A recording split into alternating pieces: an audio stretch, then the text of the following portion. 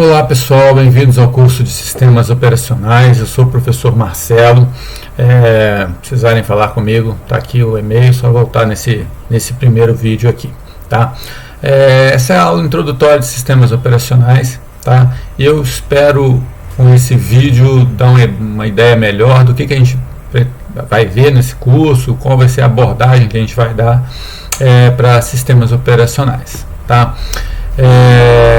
Bom, a gente começa com uma pergunta, né? O que é um sistema operacional? O que para você é um sistema operacional?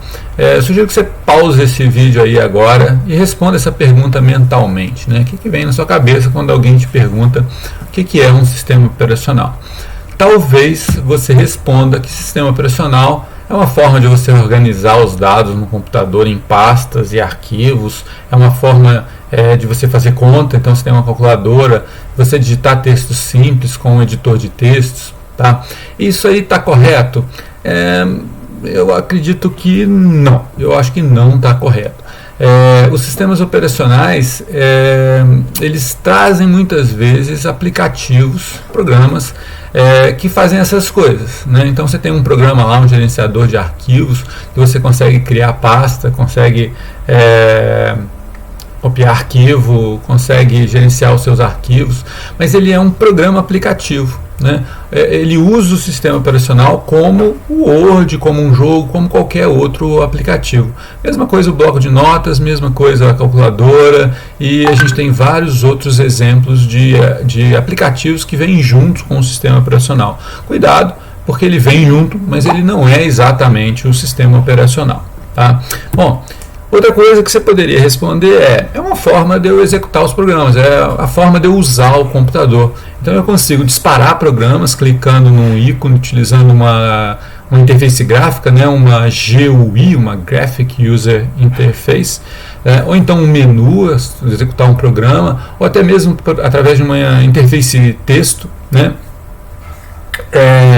Digitando o nome do programa, Enter, você executa um programa, e através da interface gráfica eu consigo terminar programas. Tem interface texto também, né? Uma combinação de tecla, Ctrl C, você termina um programa, mas na gráfica você vai clicar em algum lugar e vai terminar um programa. Isso é o sistema operacional? Na verdade não é um sistema operacional, mas já melhorou, tá? Isso é uma parte do sistema operacional, tá? Isso é considerado uma parte do sistema operacional. Essa parte que faz a interface com o usuário, você consegue executar programas, interromper programas, ela é chamada de shell. É uma parte pequena do sistema operacional, tá? Shell em inglês quer dizer concha. Então, pensa num molusco, né? Na concha é a parte de fora do molusco, a concha, né? Mais ou menos isso. O shell é a parte de fora do sistema operacional, é a parte que as pessoas conseguem ver, tá? No Windows ele é muito conectado ao sistema operacional em si. No Linux ele é bem independente, é quase como se fosse mesmo um aplicativo também, tá?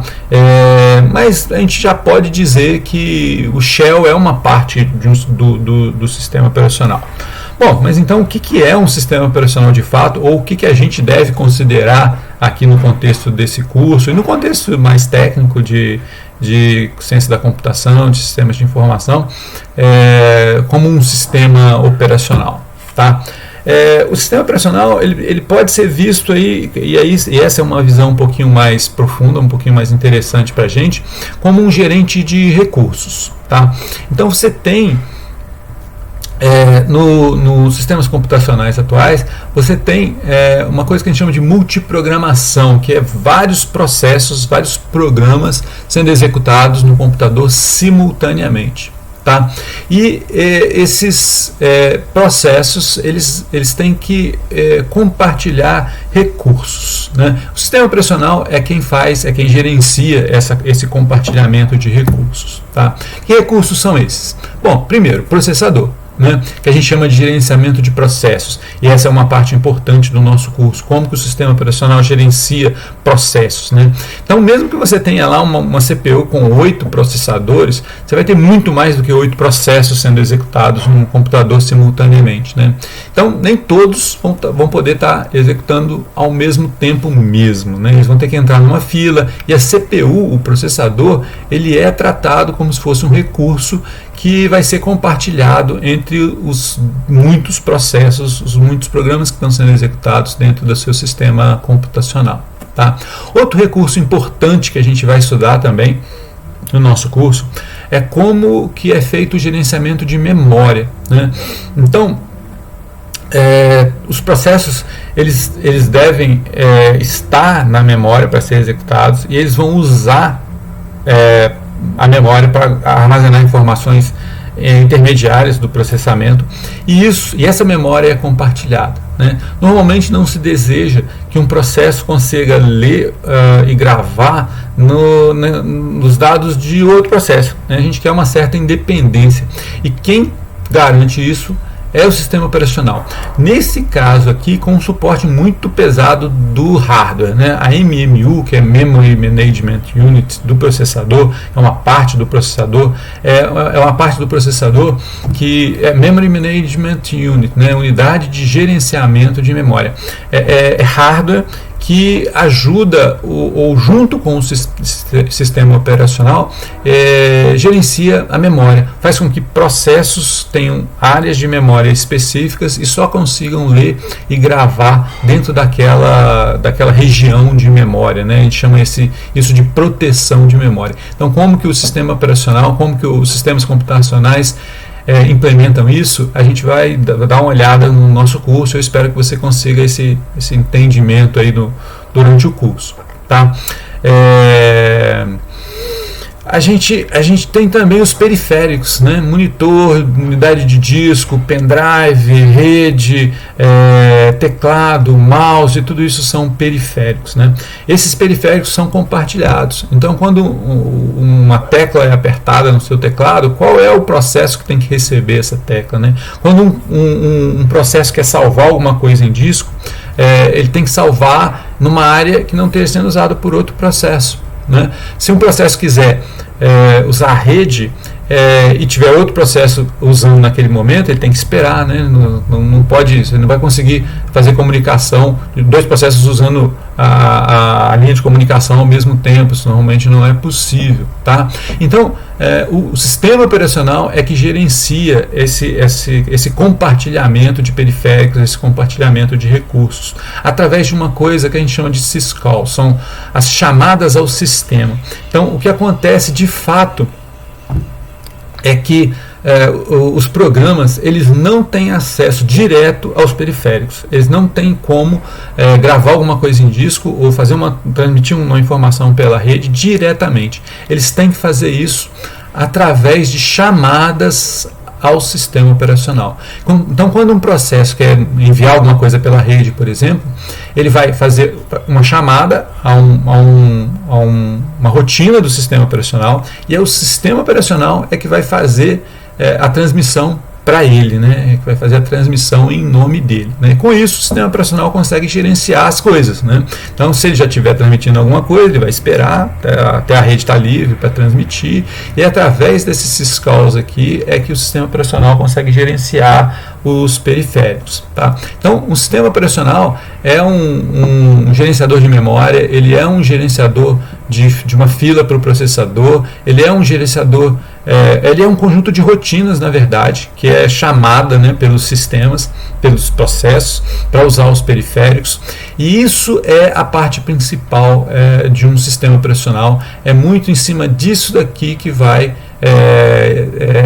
gerar, que vai rodar, que vai girar o nosso curso de sistemas operacionais, tá? São problemas que são genéricos, todos os sistemas operacionais têm que resolver de alguma forma. A gente vai tentar abordar diversas possíveis abordagens para esses problemas, como fazer esses gerenciamentos, tá?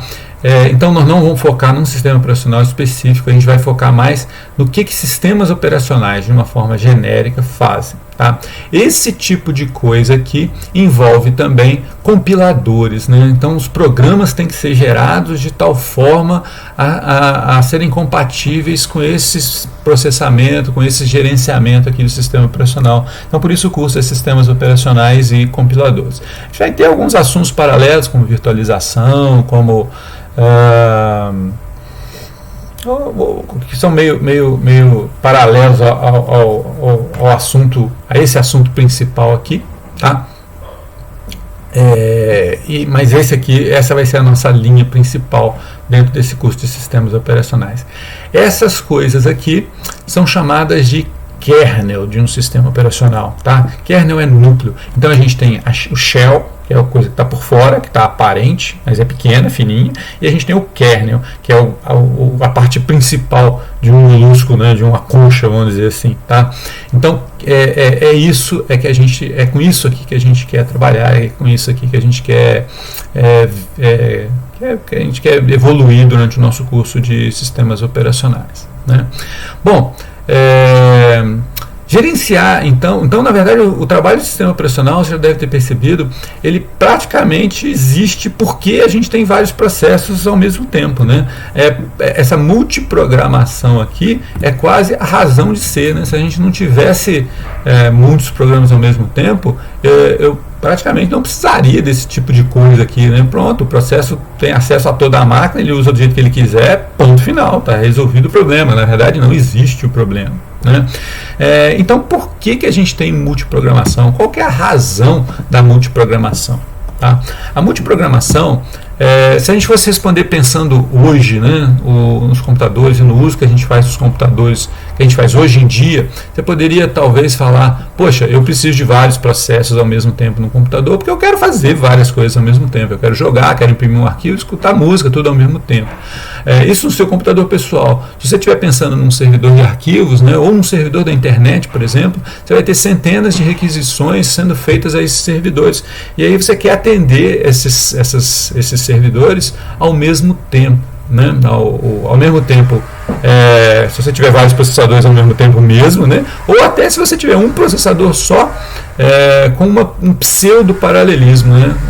O sistema operacional faz isso, ele alterna o uso do processador entre diversos processos, como se eles estivessem sendo executados ao mesmo tempo numa velocidade mais baixa. Então esse pseudo-paralelismo também é feito, e isso era muito importante, e era a única forma de paralelismo nos computadores pessoais, quando a gente tinha processadores de um núcleo só, né? Agora a gente tem computadores com vários núcleos, então a gente pode ter um paralelismo real também, né? Mas na verdade a multiprogramação, ela é anterior a isso, né? Ela existe desde os CPDs lá da década de 70, década de 80, onde a gente não tinha servidores, a gente não tinha o usuário online, né? Você não tinha um usuário sentado na frente do computador esperando uma resposta. Esses CPDs das décadas 70 e 80, eles funcionavam em batch. O que significa isso? Os dados chegavam de alguma forma, normalmente em papel, as pessoas anotavam comandos, preenchiam formulários, esses formulários iam ser digitados, e eu tinha uma massa de dados, né? Batch quer dizer batelada, né? Quer dizer grande quantidade de alguma coisa. Então eu tinha uma batelada de dados, e eu tinha um programa que mastigava aqueles dados, fazia alguma coisa com eles e gerava uma saída, que normalmente era impressa e enviada para o usuário. E o que o usuário tinha era acesso ao papel, né? Ao papel impresso com o resultado do processamento. Se você pensar, por que eu preciso de multiprocessamento nesse caso? Não é melhor executar um processo inteiro até terminar, para depois pegar o seguinte, depois pegar o seguinte, e assim sucessivamente? Bom, para responder essa pergunta, a gente volta um pouquinho, né? Toda vez que eu fizer uma pergunta, eu sugiro que você pare o vídeo e tente responder ela mentalmente, né? E depois que você continuar assistindo o vídeo, pensa no que mudou, e se você não concordar comigo, se você continuar achando que a sua resposta era melhor, aí converse comigo e a gente discute e troca uma ideia, e é assim que a gente vai mudando as nossas concepções, né? Tanto sua quanto minha sobre algumas coisas, né? Sobre as coisas de uma forma geral, né? Isso vale para o resto do curso, vamos dizer, e talvez para o resto da vida, né? Então tente responder essas perguntas e depois compare a sua resposta com o que eu falar aqui. Não aceite as coisas que eu falar como uma verdade absoluta, tá? Questione, porque o processo de aprendizado está aí, né, em você questionar isso daí e ou chegar à conclusão, poxa, é isso mesmo, e aí você mudou a sua concepção, ou você, não, eu não entendi, eu acho que eu que estou certo, e aí você discute comigo, e é assim que a gente aprende, né? Eu acho que é importante, então tenha isso sempre em mente. Bom, como que acontece a multiprogramação, ou porquê da multiprogramação em batch? Na verdade, a gente vai ver que a gente tem um ganho de desempenho com a multiprogramação. A gente tem um aumento de trabalho, né? Esse gerenciamento dos recursos que vão ser compartilhados entre os diversos programas da multiprogramação, eles têm um custo, é lógico, então você vai ter o sistema operacional gasta tempo de processamento, mas a gente tem um ganho de desempenho que compensa esse custo. Tá? E aí, para a gente entender isso, a gente precisa ir lá nas décadas de 60, talvez, que foi onde começou a multiprogramação, é onde nasceu a ideia da multiprogramação. Tá? Então, presta atenção nessa figura aqui, que foi retirada do livro do Tannenbaum, e tenta entender como que funcionava um CPD lá na década de 70. Tá? Basicamente, os dados chegavam em papel e eram perfurados, eram transferidos para cartões perfurados. Tá? Então os dados eles migravam do papel, onde a pessoa tinha anotado aquelas informações, para cartões perfurados. Se você tiver curiosidade, e eu sugiro que você tenha, dá uma olhada nesse vídeo aqui, tá? Que mostra uma máquina de perfuração de cartões, né? Mostra uma pessoa digitando num teclado e os cartões sendo perfurados, como acontecia lá na década de 70, que era a forma de entrada de dados para um processamento. Tá? Bom, uma vez que você tivesse com os dados já em cartões perfurados, esses dados tinham que ser lidos para uma fita. Tá? Esse processo é mostrado nesse vídeo aqui. Ele é um vídeo feito pelo Museu da Informática lá do Vale do Silício, nos Estados Unidos, e mostra um velhinho operando um computador muito antigo, o 1401, esse aqui do desenho. Ele durante o vídeo ele tenta compilar um programa em Fortran, né? É uma tecnologia que praticamente já se perdeu, poucas pessoas sabem fazer isso porque já é bastante antigo, está no museu. Então o vídeo é muito interessante porque te dá uma boa noção de como que funcionava um CPD nessa época, né? Uma fita rodando, uma leitora de cartões lendo cartões e o computador processando esses dados. Bem interessante esse vídeo aqui. Se você colocar IBM 1401 lá no pesquisar do YouTube você vai encontrar também. Tá? Bom, então, mas como que funcionavam as coisas? Esses dados eram passados para a fita, da fita se a gente não tivesse esse 1401, que talvez antes disso aqui, os dados iam direto para a memória do 7094. O 7094 ia da leitora de cartão direto para a memória, sem passar pela fita. O 7094 processava esses dados, gerava dados de saída, era o resultado da operação, e depois transferia esses dados para a impressora, gerando o papel, né, gerando o resultado impresso que era encaminhado para o usuário. Né? Então esse computador aqui, que é um computador muito caro, milhões de dólares, muito eficiente para fazer conta, para fazer processamento, ele perdia tempo lendo dados da leitora de cartão, que era um processo muito lento, e transferindo resultados para a impressora, que também era um processo muito lento. Então as pessoas acordaram para o fato de que eles não precisavam gastar esse 7094 aqui para ler dados da leitora de cartão e para transferir dados para a impressora, que essa é uma tarefa muito simples, você podia ter um computador mais barato para isso. Aí nasceu o 1401, que é o carinha desse vídeo aqui, né? O 1401. Então, os CPDs passaram a ter vários computadores, e esse 7094 aqui, muito bom para fazer conta, e o 1401 muito bom para fazer I/O, para fazer entrada e saída de dados. E como que a coisa funcionava? A leitora de cartão era acoplada ao 1401, que lia os dados e gravava numa fita, que era um dispositivo que o 7094 conseguia ler com velocidade maior, né? O 7094 lia os dados da fita, processava e gravava a saída numa outra fita. Essa fita ia para outro 1401, que lia os resultados, né? Lia os dados que eram resultado do processamento e imprimia. Tá? Então, com isso, você podia otimizar a utilização desse computador aqui, que é um computador caro, que é um computador que tinha um circuito para fazer conta com ponto flutuante, que é uma coisa bem complexa, né? Então, os dados eram lidos aqui, gerava uma fita, a fita era lida aqui, processada, gerava o dado de saída, o dado de saída era impresso utilizando o 1401 aqui no final das contas também, né? Com isso, você conseguia estar lendo os dados de um programa, enquanto, ao mesmo tempo, o 7094 estava processando os dados de outro programa, e ao mesmo tempo você tinha outro cara imprimindo os dados aqui, tinha outro 1401 imprimindo os dados de um terceiro programa. Então você estava executando 3 programas ao mesmo tempo. Você estava executando 3 programas em paralelo, ao mesmo tempo. É um tipo de paralelismo que a gente chama de pipeline. Tá? Com isso eu ganhava em desempenho, né? Eu conseguia ter o resultado da execução dos 3 programas mais rápido.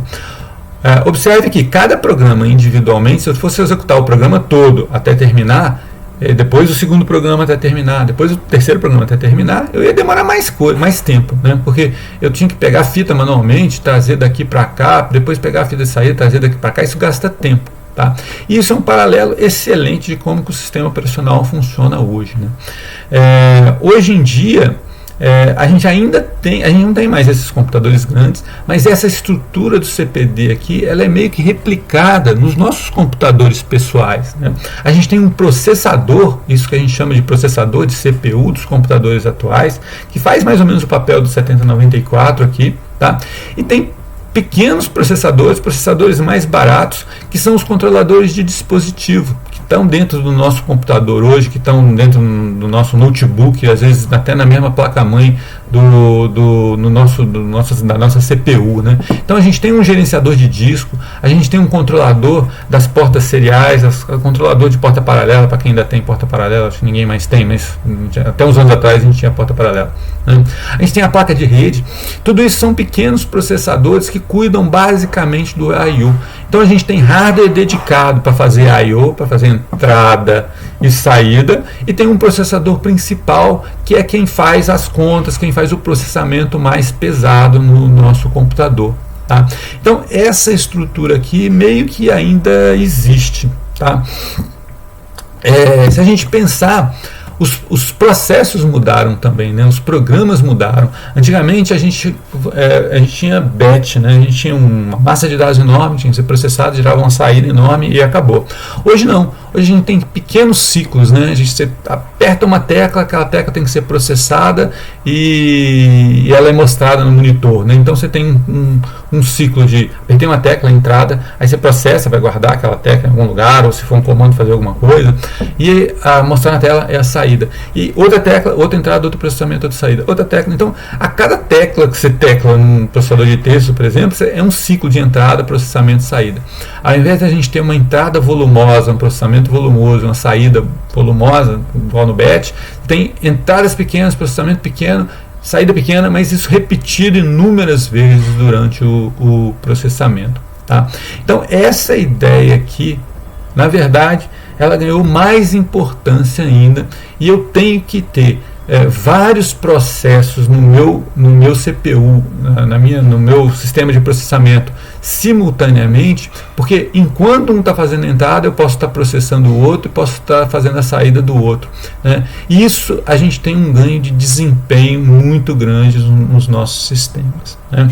Então a gente consegue paralelismo real com processamento nos processadores, quando eu tenho mais de um processador, ao mesmo tempo nos diversos processadores, ao mesmo tempo na controladora de disco, ao mesmo tempo na controladora de rede e assim por diante. Então, se eu gerenciar bem os meus processos, eu consigo melhorar o desempenho do meu sistema, aumentando o paralelismo, fazendo mais as coisas ao mesmo tempo, usando esses diversos hardwares de processamento aqui, ou para processamento principal ou para controle de entrada e saída, né? Igual a gente tinha lá antigamente, a gente tem hoje, e a gente tinha nos sistemas em batch também, né? Então os sistemas em batch também tinham esse ganho de desempenho com o multiprocessamento, tá? Então essa ideia de multiprocessamento é muito importante, principalmente no gerenciamento de processos, tá? Que é o primeiro capítulo, vamos dizer assim, o primeiro item que a gente vai ver no nosso curso. E a gente tem, eu espero que vocês tenham tido com essa introdução uma ideia do que é o sistema operacional e como ele pode ser importante no desempenho dos sistemas computacionais, né? Então, às vezes, com o mesmo hardware, com a mesma máquina, exatamente a mesma máquina, se você fizer um processamento mais inteligente, de tal forma que você consiga aumentar esse paralelismo aqui, ó, você vai conseguir um desempenho melhor para o sistema como um todo, tá? Então, é um perde-ganha. Você não pode ter uma coisa muito complexa no sistema operacional, porque senão acaba que o ganho que você ganha com paralelismo você perde, porque o sistema operacional também consome máquina, né? Ele também consome tempo de processamento. Então ele tem que ser simples e tem que fazer isso aqui de forma eficiente. E se ele conseguir fazer de forma mais eficiente, você vai ter um sistema com um desempenho melhor. Tá? Isso aí, turma, como introdução, como início, a gente para por aqui.